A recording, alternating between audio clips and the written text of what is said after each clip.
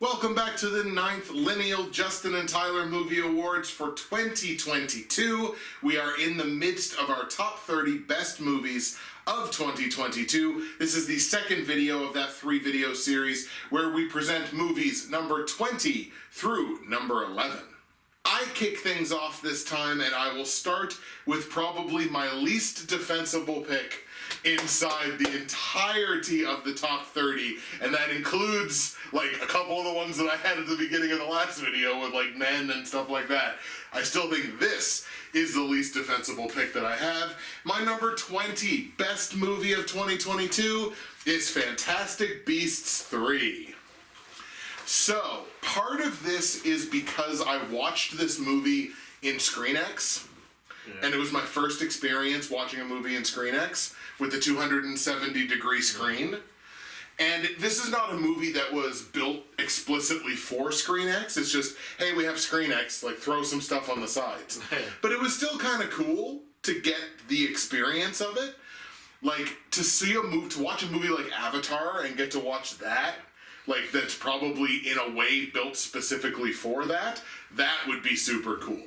But like I mentioned in an earlier video, I think it's the most accessible of these 3 movies. I think it's arguably the best made of these 3 movies. I really like Mads Mikkelsen. My biggest criticism is that Eddie Redmayne played Stephen Hawking in 2014 and never stopped.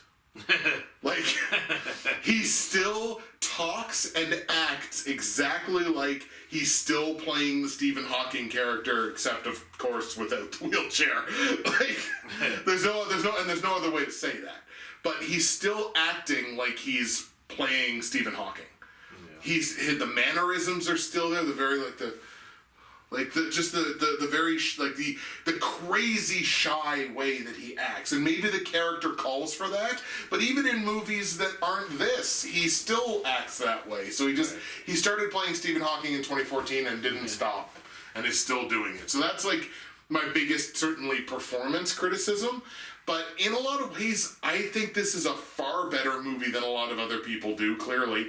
So it's the number 20 on my list, but probably the least defensible pick that I have. I like it, not the movie, because I've never seen it, but I like that. I was dancing earlier. Excellent. So my number 20 is Emergency. And we won't spend a lot of time on this because I have my doubts you saw it, although maybe you did. Who knows? Who knows what you saw? I showed this some love at the mid-years, I think. Yes. I like the dynamic between, specifically, the 2 main characters. There's a third in there who's also good. It's got a cool premise. Some good social commentary, because essentially this girl like passes out in their house. Mm-hmm. Well, the one friend's house who's like playing a game or something. It's been a while since I saw it. And then the other 2 come in and are like, dude, there's like a girl like on your floor. And he was like too busy playing. He's like, what the hell? And they're like, we gotta call the cops. And they're like, what? We're black. Right? Oh, it was like a Hispanic person and like 2 black people, I think, if I'm remembering it correctly.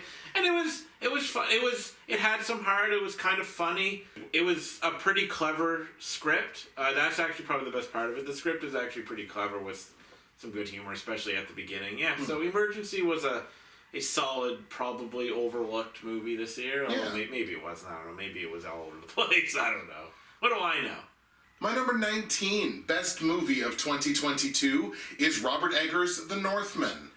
This is a movie that I liked more earlier in the year, and it hasn't really stuck quite as well as I'm seeing more things through the year. I'm like, no, I liked this better than The Northman. No, I liked this. So it kind of kept falling down the list.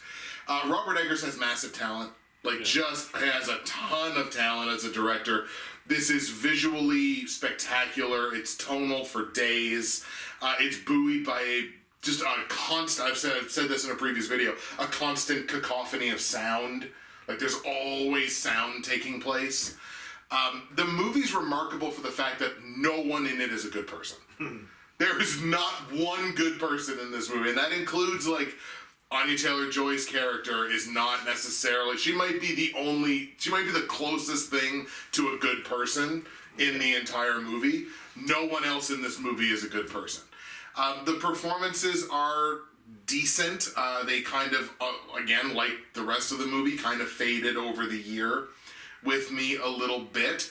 And again, I have massive respect for the director and his artistic vision, even if his movies don't necessarily stick with me over the long term. Like, I would put this about on the level of The Witch, but not on the level of The Lighthouse. That's probably where it would wind up falling for me. So it's going to be number 19 on my list this year, The Northman. So I looked up on Criticker to get my notes on this, and it turns out I actually don't like this movie. I thought I rated it like a 6 or a 7. I knew I didn't love it, but I rated it a 4.5. Ooh, okay. But which is my close but no. So there's some things to like. It really comes down to just ultimately not enjoying something. Like, the entertainment value wasn't there for me. I'm just going to read my Criticker. Not that it's especially well written, but I just don't feel like I'm trying to remember it all. So the script lets Eggers down again, which I've said in previous videos. I think his scripts are usually, like, actually sort of poor. His directing is, like, top-notch for what he's doing, but his scripts are, like, meh. But I don't even think this is as visually stunning as his prior films. So that's a problem. There are beautifully shot moments, no doubt, and even some narratively interesting ones, but it drags, ultimately. The world is dark and gloomy, but feels a little boring, empty, shallow. Performances are good. The vision scenes are corny. Couldn't muster necessary emotion. I was going to give it a passing grade, but I have to be honest with myself, I didn't enjoy this ultimately. And I always feel bad, like, when I poo on your picks. Why can you start pooing on my picks more? so I feel less bad, because I hate this. Because, like, I want to just celebrate. I don't want to be like, yeah, I hate your movie that you like. But, like, we also got to have, like, the conversation. Absolutely, you know, because that's, like, the fun of it. But you got to start disliking more of my movies. Stop being nice about what I think. Yeah, please. Please. I will do my best. In fact, whatever your next movie is, I'll shit on it no matter what it is. Like, I'm glad you liked it. I was not expecting a ton from it, because I don't love Eggers' movies. My number 19 is The Outfit. Oh, what a piece of garbage. There you go. Have at it before I even start. What a terrible, awful... I didn't see this movie. Mark Rylance sucked. Oh, yeah, that's true. Yeah, Mark Rylance is terrible. The cinematographer, I think I saw him. You want to really get under my skin? Even though she has a bit part and I wish she was in it more, but say Zoe Deutsch sucked. Oh, she's... Why would you even muster her name? Okay, so here it is. There's another one of those movies, I've said this a couple times, I think, where it's like the script. The writing is so good in this. Because it's really kind of a low-key movie.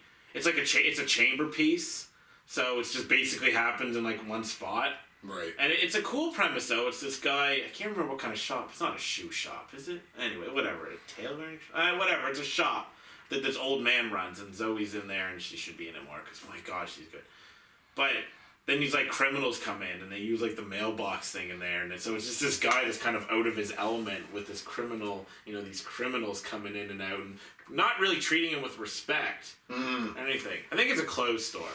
And then it unravels, and you learn who this old man is, and it's like, ooh, this is a good twist, and it felt so earned, and hell yeah! Right, so this movie was getting some love. It's the only reason I really heard of it, and it is deserving of it. I don't have, even though it's not, my top 10 or anything, I don't really have any issues with it outside of Deutsch not being in it enough. Right, exactly. It's just like would be my criticism. My criticism of every movie that she's not in. Every time Zoe Deutsch isn't on screen, everyone else should be asking, where's Zoe Deutsch? Yeah, so there you go. Number, 19 is The Outfit. My number 18, best movie of 2022, The Unbearable Weight of Massive Talent. This Nick Cage movie about Nick Cage playing Nick Cage in a Nick Cage movie. So, This wasn't as, like, uproariously funny as maybe I was expecting it to be going in. It's still a funny movie, but I didn't find myself, like, guffawing and knee-slapping the whole time. But very exceptionally entertaining throughout. And look, I like Nick Cage. I'm gonna like this Nick Cage movie, and whether or not you like Nick Cage is gonna correlate 1-to-1 about whether you like this movie about Nick Cage playing Nick Cage. Like, there's not a whole heck of a lot to debate with yourself about this. This is going to be a polar movie. You're going to be on one side of it or another. Doesn't feel like there's a lot of middle ground in terms of whether or not you enjoy the Nick Cage movie. I did want to have a special shout out to Pedro Pascal because he is so good. Yeah. So good in this movie. It's as good as he has been because he played Oberyn Martell in season 4 of Game of Thrones, and he's spectacular as Oberyn Martell in season 4 of Game of Thrones, and this is the best I've ever seen Pedro Pascal since he played Oberyn Martell in Game of Thrones. So he is very good in this movie, and Nick Cage is Nick Cage, and he does his Nick Cage thing, and I hear he smooches good. So, look, number 18 of 2022, The Unbearable Weight of Massive Talent, and I get the feeling we will probably be talking about this later. Anybody who knows me and watched previous movie awards, I'm always happy to see Nick Cage represented. My number 18 is Sonic the Hedgehog 2. Ooh. You like this a lot more than I did. I think this is an improvement on the first, and I really like the first. Fair enough. I mean, it has Knuckles and Tails. That's the improvement. It's true. I love Knuckles, I love Tails. They're for different reasons. Knuckles is actually like a menacing villain for most of it, while also being low-key funny. Very. In a way that they really try to push Drax and Guardians, which I don't actually think works nearly as well. Mm. You made that reference, I think, at the mid-years, if I remember correctly, about that. So I'm taking it from it. Perfect. Tails just looks up to Sonic and wants to be Sonic, but becomes a hero. You know what I mean? Absolutely. And Jim Carrey, as much as I think that his lines are not super funny, I still like him in that role. Yeah. So yeah. And more so this time around because he's more unhinged than he is in the first. Like, in the first one, you can argue, at least in the early parts of it, he's a person with a job to do. And in the second one, he's, like, all completely unhinged. Yeah. So, and now what scares me about this is that Jim Carrey has said publicly he's, like, pretty close to being done with acting in general. Yeah. And I'm just like, please do not leave acting until you do the third one of this.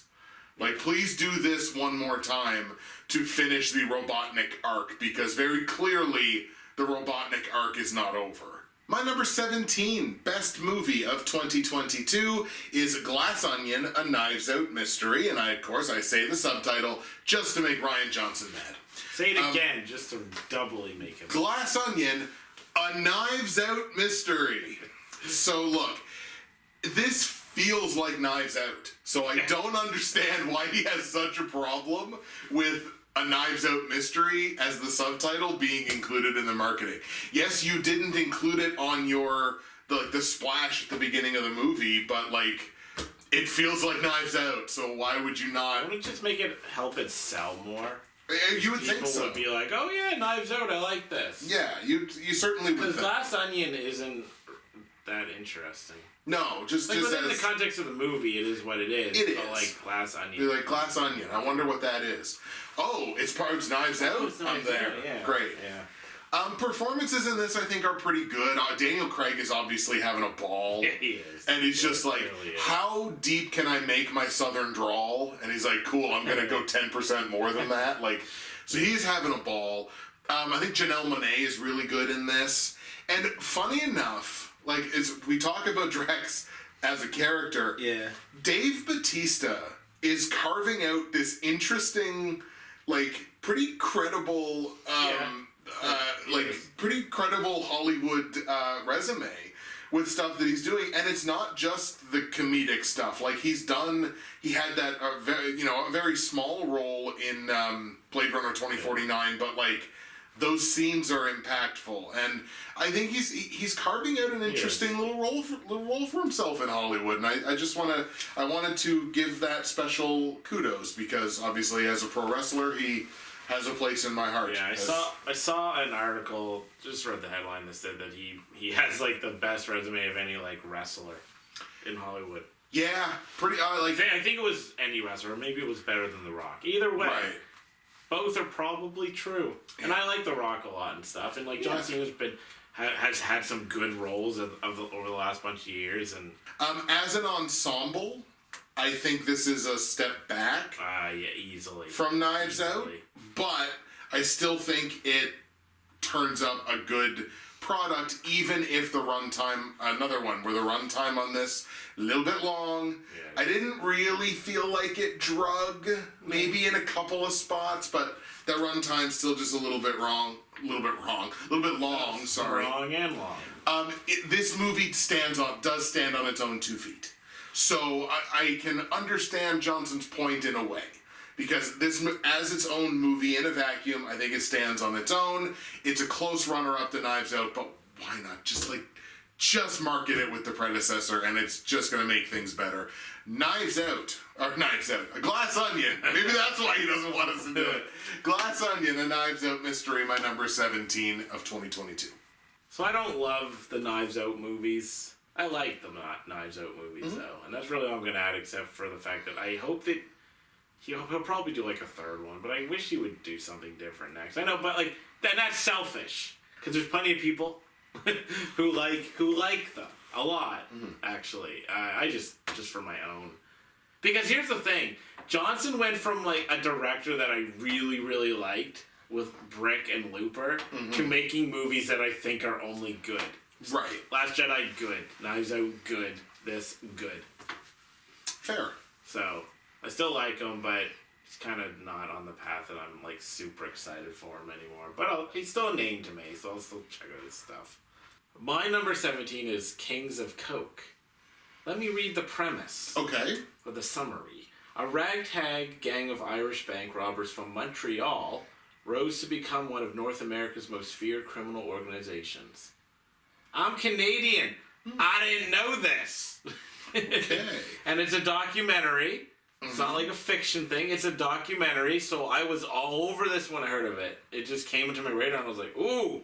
So I definitely know that there's a good degree of organized crime in Quebec, but not really the specifics of saying. Like if this is true that they became one of the biggest in North America, like I didn't know that. Yeah. That was news to me, but then I'm also not super well read on organized crime in Quebec, even though I know it exists. It's got good pacing, it tells its story well, it doesn't get too caught up in nonsense and just goes along. It just goes along at a good pace. There's not really much to say. I found it super interesting as a Canadian and a guy who likes documentaries on like organized crime, so that's really all I got to say. Yeah, fair enough. If you like that kind of stuff, if you like documentaries on organized crime, this was a really good documentary. The Kings of Coke. Yeah. This was on my radar for sure. I had it. It was part of a list at one point, and I think I just either couldn't find it or couldn't find it at the time and never went back to it or something like that. But it was definitely on a list at one time. But no, that's cool. That's super interesting. Yeah, I was into this. We are now entering what I would consider the nostalgia arc of my picks. Awesome. My number 16 best movie of 2022 is Jackass Forever. So, his favorite movie franchise. I like Jackass. Why are you calling me out? Because you're always like, I like Jackass, but I hate what it made my friends become. This much is true. This much is true. So here's what this is. Well, first of all, this personifies. If ever there was a movie that personifies, you know what you're getting. It's this one. Yeah. But this is what this movie represented to me. This movie represents a time in my life when I'm 22, I'm a student in another country, I don't have a very big social circle, and I turn on my comfort movies to feel better about that. And two of my comfort movies was the first two Jackass movies. Yeah. Because you just play them. I've seen them 100 times, but they just play in the background, and it's just comfort background noise for me. So whenever I see these guys and I see one of these movies, it takes me back to a certain point in my life when I was like, yeah, we were idiots, but that was kind of fun. So that's exactly what it is, and that's exactly what the Jackass movies are meant to be at this point. Like, they're not trying to break any new ground. They're not trying to they're just trying to do the same stuff that they've been doing for 25 years at this point or whatever. So that's what it represented to me. It was just a comfort movie, pure entertainment. It winds up being number 16 on my list because I just enjoyed myself. I didn't know what to rate this because it's a very entertaining movie. But I would have felt weird being like 9 out of 10. Right. So I gave it a 7, but it's such a weird 7 because I probably should have put it on my list, honestly. I don't know. I make these lists sometimes and I gotta take entertainment into account a little more. Like this should have been on my list, I think. I should go back and re-rate this and actually give it like an 8 or 8.5 at least. Right. Because it is so much fun. Directing, performances, music, whatever, it all has to lead to being entertaining. Alright, my number 16 is DC League of Super Pets. Wow! This movie's great, dude! Oh. I watched it because superhero movie with pets, let's go. Right. And I was like, I'm watching it. I'm like, okay, it coats a little because it's about animals. It's just like, yay, animals, they're great. Right. I loved it. And it even, told jokes that have been done to death really well. It has a whole thing about Batman's broodiness, which the jokes have been done to death, but it's really good here. Right? It's funny. This is going to be another short one for me, I guess, because it's a thrill ride, like a superhero movie has to be. Mm-hmm. There's some emotional impact. This movie's so good. It's like I didn't expect it to be this good. That's really good. That's really cool. I'm surprised in a way that's as high as it is. In a way, I'm not.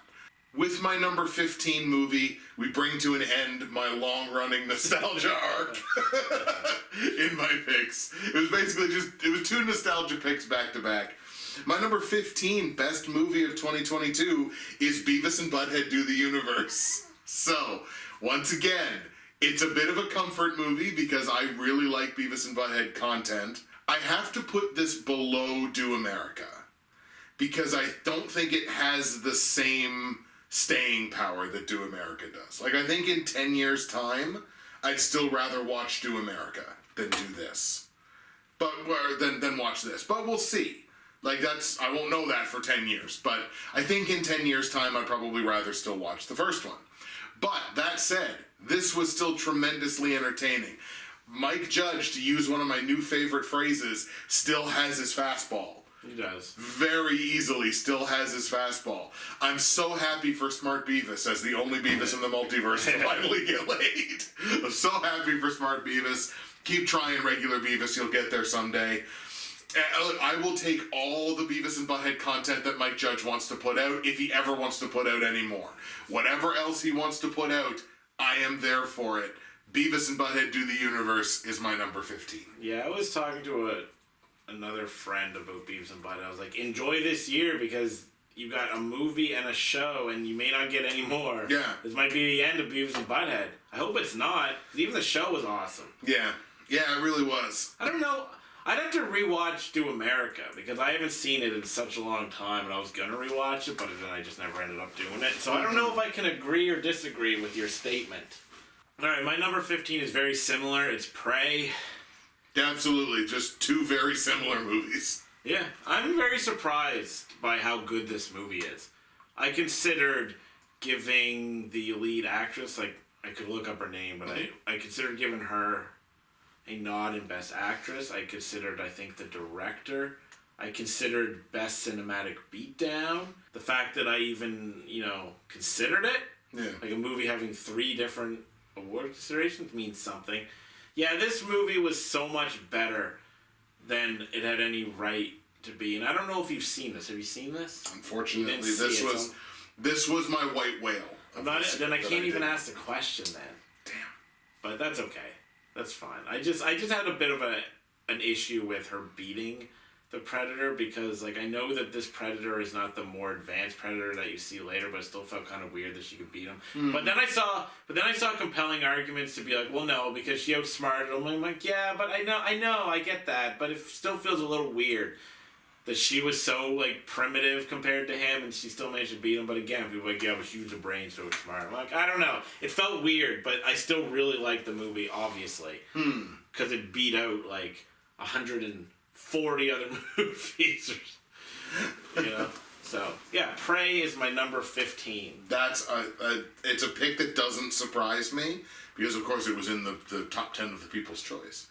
Yeah, it was. But you know, it doesn't surprise me because I saw so many people giving this praise and being like, this is better than I thought it had any right to be. And the weirdest part of it was how beautiful it was shot. I think that was the part that got me. Like, not that it entertained me, not that there was cool fight scenes. It was that it's a legitimately beautiful movie. And that I didn't expect. Because I don't really expect that from Predator.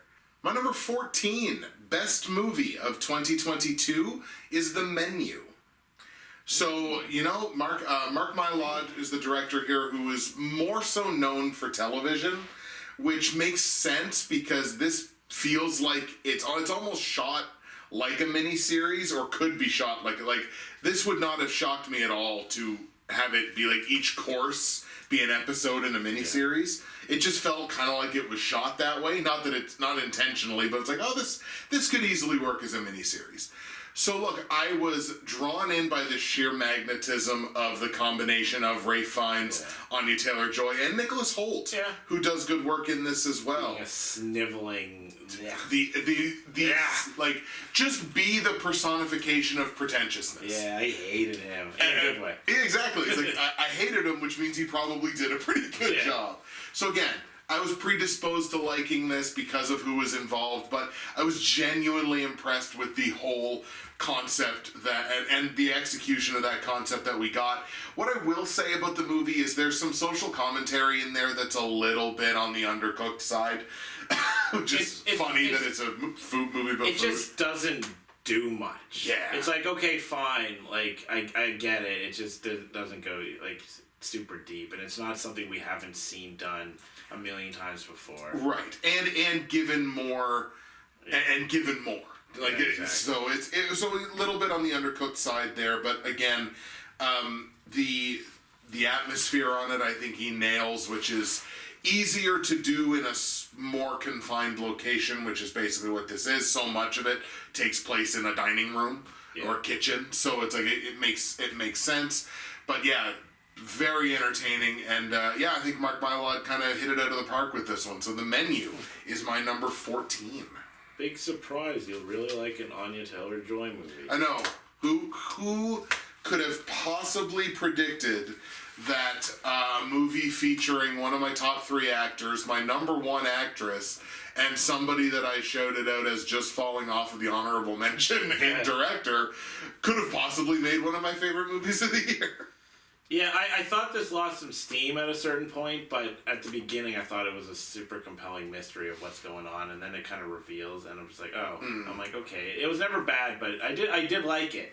And there's a lot to really like on a technical perspective. I guess I never really gave enough credence to, but I'm happy you really like that. The Menu. So for my number 14, you have to really understand that I'm now in my 9s, okay? So even though this is 14, I really like this movie. And really, from this point on, you could probably shuffle up until a certain number and I'd be completely fine. I'd be like, yeah, fine, this at number 5, great. or I don't know, like 5, but you know what I mean. Yeah. Marcel the Shell with Shoes On. Oh. Is A24's best movie a kids movie? The answer is yes. Like, it's, man, I mean, there's some really great ones, but man, my thing about this is, like, you gave Jenny Slate an award for her voice work. Mm-hmm. Excellent. Good job. So, she was, oh man, her voice is so good. It's so perfect. Yeah, it's perfect. I wanted our friend Zach to watch it. I had mentioned this to him, but he never got back to me, so I don't know if he watched this with his kids or not. But I wonder how this works as a kids movie, though. Because here's the thing. Like, she does super silly things, and there's some really funny parts, but then it's the A24, like, waxing philosophical about stuff. And I wonder if that hits. Like, I don't have kids. Right. And so, like, in my brain, kids are idiots, but then I also realize that kids are often smarter than we think. So I'm like, do they watch this and get the same thing out of it? Does it matter? I don't know. But the fact that she's so small allows, like, normal everyday objects to be shot so beautifully. Like, it's such a shot movie too. This movie is so good, and I'm so happy because when I heard about it, I was like, "That sounds so cute. You better be good." And I was super intrigued by A24's like first kids movie. Yeah. I was like, "All right, here we go. Let's see what they do with it." And it feels like a friggin' A24 movie, which sometimes doesn't work.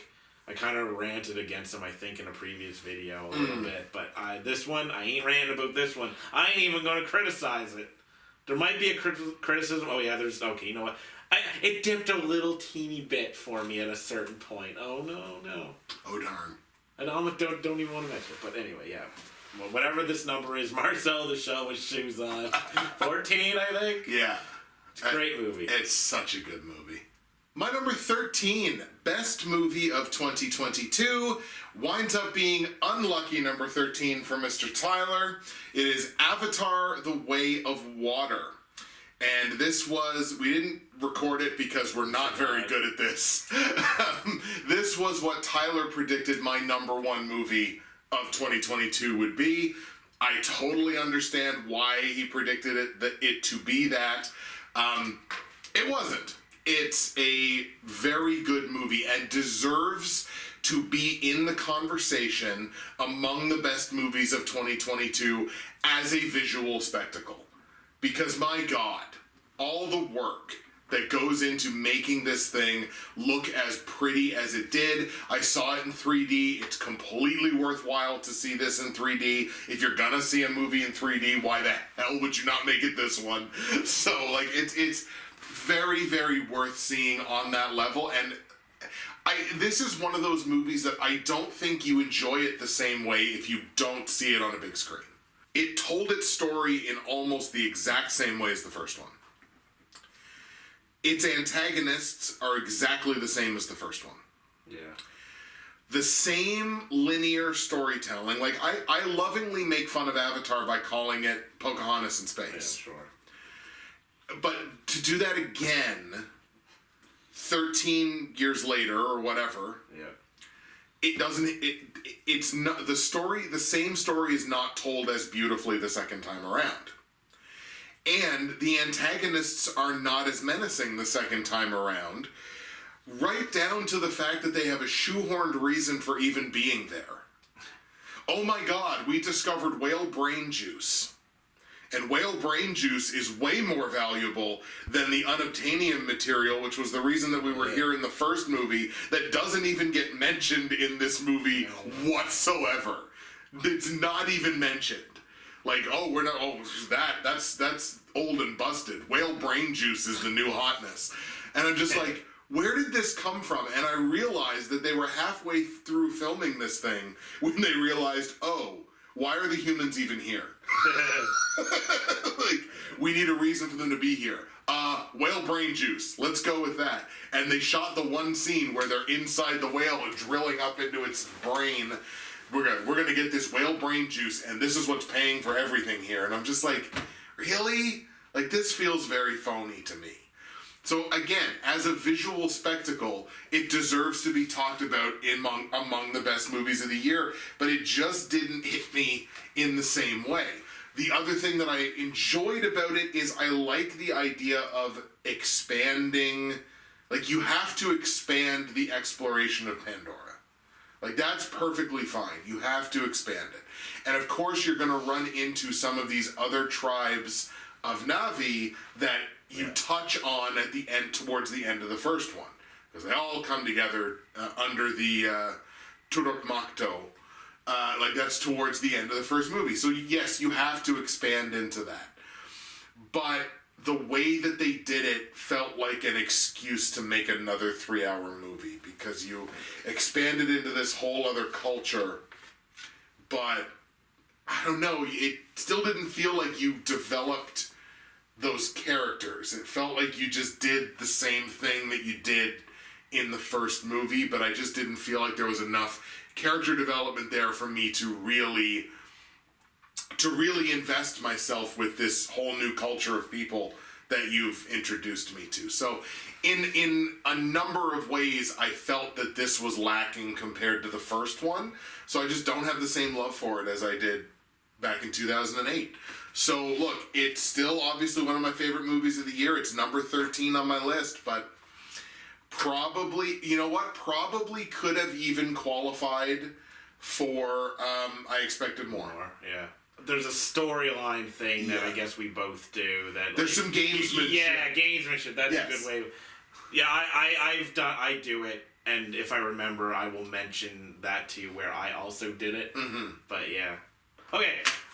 I'm so conflicted. Okay, I kind of feared this moment. Okay. I'm gonna be honest. I'm gonna be real, because Be Real was real, and you know that it's about to get serious. I do. You guys don't know this, but this is what we say when something's about to get super serious. I'm glad it's not your number one, because I'm about to spend a whole bunch of time crapping on the movie. Great. And I feel less bad crapping on the 13 that you had some criticisms for. Because I don't want to be this guy. I've said this in a previous pick. I don't want to be this guy. I want to celebrate with you. This movie sucks. It's boring. It's overlong. I don't care about the visuals. Okay, I get it. It's totally, whatever. I don't care. Swimming, woohoo, for like 30 minutes. We're gonna just watch people swim and stuff. I don't care. Craft some characters. Craft a plot that isn't predictable. Look, I like the first one. I rated it way too high when I first saw it, because I was kind of caught up in the woo of it all. But the first was inconsistent with some awesome scenes. This, I'm like watching this, I'm like, man. And the whole time I thought of you. And I'm like, oh no, what if you, like, absolutely, I'm gonna have to crap on this movie. I was telling people at work, I'm like, I'm so fearing when you mentioned that. This is why we are fundamentally broken as movie watchers. Because when we watch stuff, it was like, the whole time I was thinking of you. That's such a good line. Anyway, I'm sorry, continue. I don't know. I guess that's pretty much it. I just don't like it at all. I'm not, like, I understand that it's pretty. I do. That's not enough for me. I thought I would be more excited for Avatar than I ended up being, and then I sat down and I'm like, I gotta watch it. This is actually one of the few instances where I'm like, okay, I think I gotta watch this. I mean, at least we get this over with now. It's true. You don't have to wait for that crushing come to Jesus moment at the end where I go, my number one is this movie you hate. Yeah, because like Dune last year, like I liked Dune, but I had to poop on it a little bit for, the integrity of the conversation and honesty. Alright, my number 13 is Baby Assassins, a cheater pick from, anyway. So I'm just going to read what I said. First I'm going to read the premise. Chisato and Mahilo, I don't know, whatever, I can't pronounce names, are two high school girls who are about to graduate. They also happen to both be highly skilled assassins. When the organization they work for orders them to share a room, their relationship turns sour. I'm like, I like this. Like teenage assassins, this, and a foreign movie, this could be fun. So here's what I say. Mostly a dramedy with action bookending the film with a little violence here and there. With that said, it was enjoyable watching these two. Good chemistry, funny, charming, lively, even a little heart. After all the build, I wish that the finale was a little longer, because while the action was cool, to be completely gratifying, I think we need to see these girls pop off a little more. Can't bring myself to drop this to an 85, though, based on One Little Flaw. The movie is too good otherwise. I know nobody else will put this on, especially since it's a cheater. Baby Assassins. But I often put like a really weird like Asian movie in my list. Right. Sometimes higher. And this is pretty much that entry into the pantheon of weird Asian movies that I put in. It's a great pick. I like it. thanks. And it's bulletproof against you because you ain't seen it, so you can't be like, yeah, you know what you were saying about Avatar? I hate baby assassins. Or be like, my number 3, baby assassins. My number 12, best movie of 2022 is Weird, the Al Yankovic story. There's something about this movie that's a little off. Of course it is. It's packed with LSD. So listen, this movie is a perfect reminder to everyone that Weird Al is a bona fide, legitimate musical genius. Like, you just hear his music, when his music just plays periodically in this, you're just like, oh yeah, this music is actually great, and these lyrics are actually pretty genius. Like, this, to me, is the best... This is going to sound like faint praise, and maybe it actually is. This is the best mock musical biopic since Walk Hard. Yeah. It's the funniest one. It's the best put together. Daniel Radcliffe is having a ball. He's having so much fun playing this character, and it shines through in the performance. I don't necessarily think that this has the same rewatchability of a Walk Hard, because I've rewatched Walk Hard like 20 times, and it gets funnier every time. There's always something that I missed. I don't know that this has the same staying power, but it deserved way better than figure out how to try to watch it on Roku. Like it deserved to be seen to a wider audience than what it was. You saw what Weird Al said, right? No. People were like, oh, we can't watch, we don't have Roku. He's like... He made like a joke about torrents. Oh, nice. But then he was obviously talking about torrents. He was, I can't remember what it was, but he used the word torrent in a different capacity. Right. And I was like, yeah, that's Weird Al right there. There you go. There you go. There he is. He ain't scared. No, Al's great. Yeah, I mean, it was fantastic. Everything about this movie was fantastic. Rainn Wilson is really good. Like I say, Radcliffe is just owning it. He's just having such a great time. Full of fun little cameos all over the place. Including Weird Al himself. Like, just the weird catharsis of playing a character staring at a version of himself saying, like, this is a stupid idea. Like, what are you doing? Why are you doing this kind of thing? I like the accordion party. Yeah, oh yeah. We found your son at an accordion party. Just so well put together. And Weird, the Al Yankovic story, is my number 12 best movie of 2022. As I've gotten older, I've stopped listening to like comedy music for the most part. Like, I'll still put on some Weird Al here and there when the song pops in my head. I'm like, I'm gonna listen to this. It's not really why I go to music anymore, but there was a time that I used to listen to Weird Al all the time. Like, I had Bad Hair Day on CD, and it was like the first CD I ever bought. Oh, my mom bought me one when she got me a CD player, but then I bought that with my money. But I didn't actually know anything about this. I'd never seen a trailer or anything, so I actually thought it was like a serious documentary about his life. I was like, I don't think I care about that. And then somebody was like, no, it's like a parody. I'm like, oh, that makes perfect sense. Yeah. That he's doing a parody of, okay, I'm in and I'll watch it. And I didn't love it. It's not on my list. It's not a 9 out of 10, but it's a solid 8, or I think, and it's very funny, and I agree with everything you said, and I'm happy for Al, because he's like the purest celebrity on the planet. It's true. My number 12 is Thor: Love and Thunder. Ooh. I'm knuckling up because this movie isn't that loved. I like Gore, the God Butcher's character in this. I think that he should have been more serious, because he's Gore, the God Butcher. Right. But I also understand that if you go into this hoping for like a complete, or expecting, I should say, a completely serious, like, one Waititi movie or an MCU movie in general, then that's like a problem of your expectations. I would like some MCU movies to be more serious. I would have liked... Gore was pretty serious, though. Like, he wasn't done as poorly as I had feared. Right. But not done as well as I had hoped.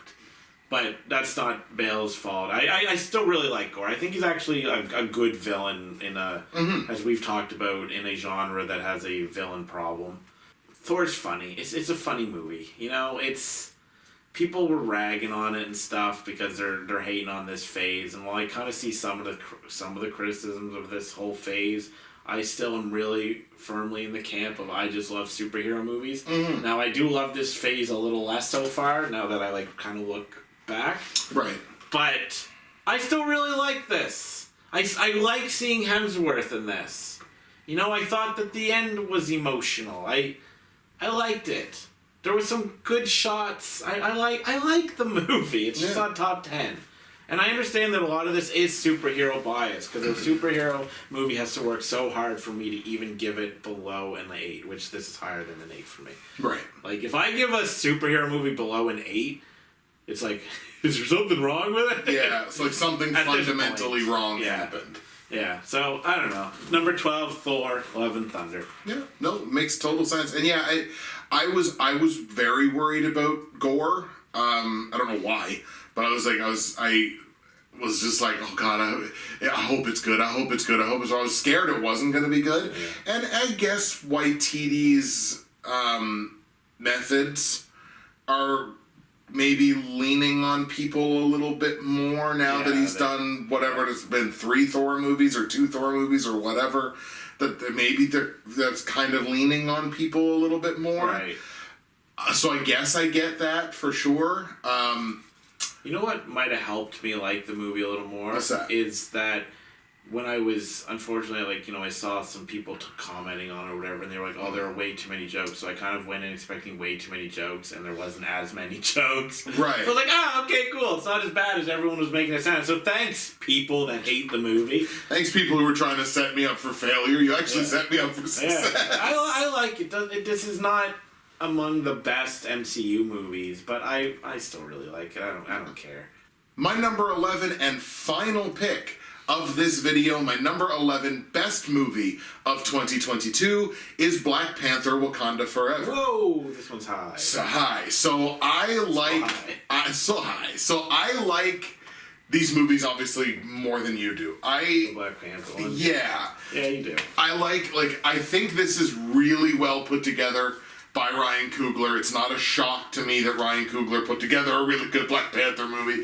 I think this is laced throughout by the tangible sadness of the fact that obviously that part's great. Right, and it's sad. It's interwoven in so many different ways in this, and so many different moments in this movie.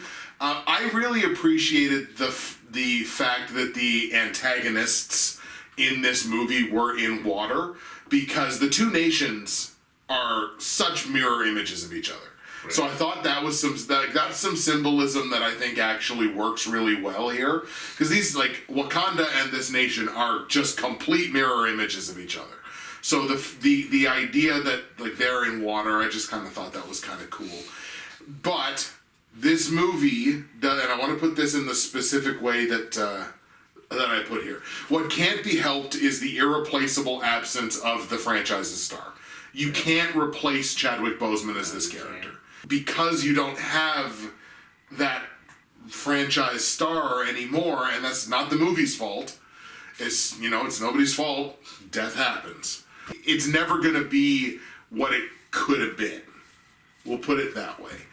And so it wasn't for me. I simply wasn't as invested this time around as I would have been had we been in one of the multiverses where that doesn't happen. So, we're not. We have to have what we have. I still really enjoyed the movie. I could have done without the exposition fairy mid-credits scene at the end, where they basically just word vomit everything that they didn't get into the movie. Yeah. It was, and that was one of those things too, where they probably felt so much pressure to, like, we have to let people know where we're going.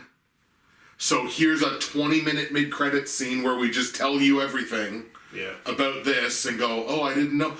Tell me more. Oh, okay, here's 5 more minutes. Like, I could have done without that, but I understand why that exists. So, look, I obviously still really liked this movie. It's not what it could have been in another world, another universe.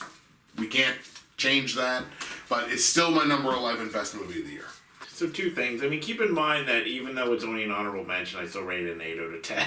Right. And 2, Because really there isn't that much difference in numbering. Like, I like integrity of list, you gotta number them, but like really when you think about it, it's like what's really the difference between like a 15 and a 30? It's like if I've rated them basically the same, it's just like I just gotta number them, right? So that's always kind of the weird thing about lists. And two, my problem is the same thing with a lot of this phase, is that like all the replacement heroes that are going to take over from the originals in the MCU are just like lesser versions. It's like so much lesser version. It's not really giving a whole lot to latch onto, but I will still watch these. I will still get really excited, and there was some great things in this. It's not as good as the first. Right. But whatever. And again, to a large degree, that can't be helped. Yeah. There are some ways where it can, and it's just not. But Coogler still handles social commentary well. Like with the first one, that was the thing that I praised it most, and is like the way he handles culture and stuff. But this one, even that's not done as well. Right. But yeah, it's a good pick though. I'm glad you really liked it. So I close out this video with my number 11, which is Bullet Train. Ooh. Right. This gave me everything that the trailer advertised. Yep. A lot of really cool characters with a lot of snark. Action set pieces that aren't just like boring generic action movies with like boom boom boom cover, boom boom boom covers. Like, nah, this stuff's cool. Brad Pitt is wonderful, because Brad Pitt is always wonderful. It had like Thomas the Tank Engine. This is a thrill ride. I've said this a bunch, where movies are just fun. This was like the definition of fun thrill ride, and I'm so glad that this lived up to that. Yeah. I was scared. Like, the trailer's so great, but I'm like, oh no, can it live up to that trailer? Yeah. Yeah, it did. And again, even though this is only number 11, this is a 9 out of 10. Right. That's on my scale. It's amazing. I think you can probably accurately guess that we'll probably be talking about Bullet Train later, so I will save my thoughts until the next video, which is the final video, the top 10 best movies of 2022. We're now done all the way from our honorable mentions all the way up to number 11, and only the bangers remain, the top 10, and those are coming up on our next video.